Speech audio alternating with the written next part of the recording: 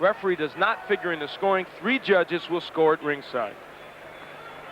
And we want to remind you that here in Phoenix, we have been apprised of the earthquake situation in San Francisco, and we'll be moving away from here from time to time so that you can be updated on the latest situation in San Francisco and as it relates to the 3rd game of the World Series. Now let's go to our ring announcer, Michael Buffer. Ladies and gentlemen, good evening and welcome to Veterans Memorial Coliseum, the home of the Phoenix Suns, here at the Arizona State Fairgrounds in Phoenix, Arizona. Tonight, Top Rank Incorporated and the undisputed, undefeated king of beers, Budweiser, presents professional boxing for your entertainment. These bouts are all sanctioned by the Arizona State Boxing Commission. The chairman is Mr. Buzz Alston. Commissioners Tom Donlevy and Carl Bedford.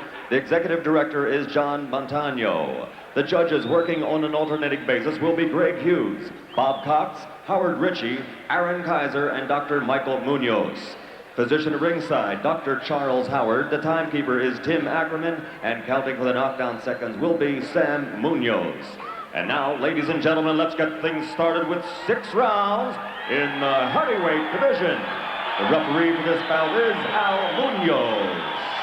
Introducing first, fighting out of the red corner, he's wearing the white trunks with red trim and weighs in at 227.5 pounds from Cleveland, Ohio.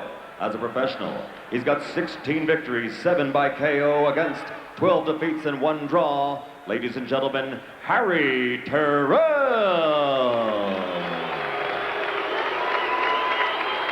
And his opponent, fighting out of the blue corner, wearing the black trunks with stars and stripes trim, he weighs an even 215 pounds from Kansas City.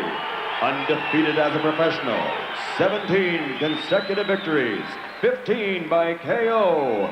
Introducing Tommy the Duke Morrison.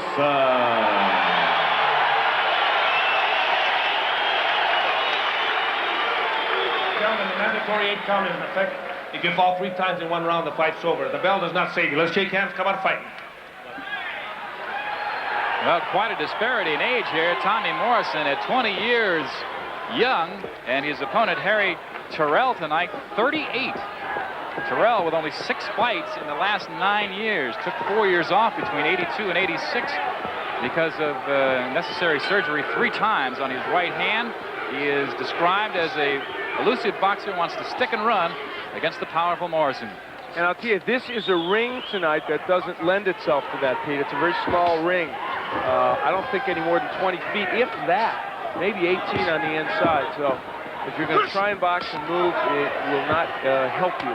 Well, in talking with Morrison beforehand, he of the big left hook, something to watch for, he said he's never fought anybody like that would stick and run and get in trouble like that. A good right hand by Morrison, and he kind of welcomes the opportunity. It's experience, he says. Well, Harry will not be all that quick and that fast, but he will try and give him some lateral movement and give him some cute moves. Obviously, he's a veteran. He's been around. He's fought, you know, I mentioned that he had fought the best in the heavyweight division. As you move down it, it's, you know, the Mike Weavers of the world and all the rest. So he's been in with heavyweights of several eras. We should expand more on Tommy Morrison, the movie star, just within the last couple of weeks as he bowls his way to the attack. He took a screen test and has been cast as Rocky's protege, or Sylvester Stallone's protege, in upcoming Rocky V. They're excited about that, and he will actually be filmed next Thursday in his bout at Kemper Arena in Kansas City against Charles Hostetler. Interesting. Talk about life imitating art. Yes, absolutely. The young protege, and here he is in real life, and he lands a left and has his opponent protecting himself or trying to against the ropes. And this is where Harry Terrell does not want to be. Now there's the uppercut from Morrison. This young man has improved his arsenal of punches since we first saw him dramatically. You see him using the jab a little bit more. There's the left hook, and down goes Terrell. An excellent counter left hook from Morrison. That shows you the improvement of this young man. That is his big weapon, and Terrell trying to shake it off. Here we go. Harry Terrell, a veteran, holding on now. 3 knockdown rule in effect. Terrell trying to survive this first round. He's got 43 seconds to do it. Again, Morrison looking for the uppercut. He used it effectively earlier. Missed with the right hand. Just missed. Well, Harry Terrell said, I didn't come here to lay down. I came here to fight. And he is fighting, but he's also getting blocked by that Morrison left hand. But you know what? Harry Terrell has reddened the nose of Morrison. He's landing some punches, but he just is absorbing too many power shots from Morrison. Well, those 38 years may come into play in a hurry at 227 pounds. Oh, big right hand! If he gets up, I'll be the most surprised person in the Coliseum. This fight should be over. Al Munoz should stop this fight. He is Got to his feet, but he stopped the fight. Another first-round knockout for Tommy the Duke Morrison. And this time it came as a result of the overhand right by Morrison. And that's what we've been talking about, is the fact that this young man continues, he's excited, this crowd, as you can see, continues to improve every fight and show us different punches in his arsenal. Well, no one was going to mistake Harry Terrell for a top contender, but he trained hard for this fight and felt that he could do a little bit better. One of the features we have here on ESPN is our punch counter. And with that right hand by Tommy Morrison, Harry Terrell almost became a part of our punch counter. He fell right into the punch profile computers of Bob Kenobi and Logan Hobson. We almost had to count them out. We will see the first knockdown. Good short left hand by Morrison. And there's a good example of how he shortened up that left hook. And here is the final knockdown. Overhand right. There it is. He heads through the ropes, smashes the computer, and luckily does not get injured. From yet another angle, it will look just as bad for Harry Terrell. And you know, the thing is, that wild overhand right, and you can see down in the lower part of the corner, Logan Hobson of Punch Profile trying to help Harry Terrell. All right, let's go for the official word as Tommy Morrison looking up at two jumbo TV monitors here that you've heard the crowd reacting to. Let's go up to Michael Buffer for the official announcement. Ladies and gentlemen, referee Al Munoz reaches the count of 10 at 2 minutes, 59 seconds of the very first round.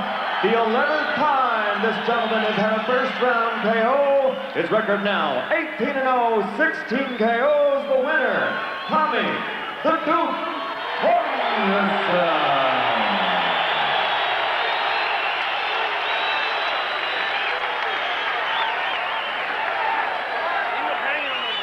Now let's go up to the center of the ring and Al Bernstein. Well, Tommy the Duke Morrison, who has just scored, what else? Yet another first-round knockout win over a boxer who, granted, he was a 38-year-old journeyman, but he had time to train, had been in with a lot of good heavyweights, and really came here to fight you tonight. And I think you sensed that in the first round. Well, first of all, I'd like to, give him a lot of credit. The guy did come to fight. It was a little hard to line up on, but I guess everybody is, at the beginning of the fight. I landed some pretty good body shots that brought his hands down and enabled me to land a left hook, which hurt him, and was able to finish him off a little later. Tommy, though, the thing in that first round that I thought was impressive was you were using literally every punch you have, the uppercut, the left hook, and ultimately the overhand right as well. Well, that all comes together. We do a lot of hard work in the gym. We try to focus on doing things right, and obviously the uppercuts, the overhand rights, the left hooks, and all that, when it comes together, produces a good thing for us all. Well, it produced a good thing for you, and we're going to take a look at it. Not such a good thing for Harry Terrell. An overhand right, pretty good weapon here. Well, my brother's famous for throwing those. That's the first time I've ever thrown one. Is that right? I might throw that again. I don't know. Well, you did land a good right in one of your last fights, a kind of a semi-overhand right, not as looping as that one that landed. These fights where you're winning early are exciting the crowd. Would you like to go a couple more rounds in one of these fights just to get the feel for things and maybe get into going a little bit longer? Well, I think as we step up in rounds, you definitely step up in competition, and that will come soon enough. At this point, we're just trying to learn with every outing, being able to step out of the ring, having learned something. And tonight, I think I learned how to throw an overhand right. So we're looking forward to the tougher opponents, and I'll keep training and concentrate on doing things right, and I think we'll be successful. All right, I can't let you go without asking you about your movie career. You're going to be in Rocky V. You have really an extensive role which you did a screen test for. Does that make you more nervous than boxing? I think, you know, as I said before, acting and boxing are two separate things, and we try to we like to keep them separated. When I'm in the ring, it's strictly boxing. When I'm out of the ring, it's other things. So, but it's a great opportunity, and I hope that that too is a success for us all. All right, well, no Rocky movie has not been a success so far, so the movie should work. Congratulations. Thank you.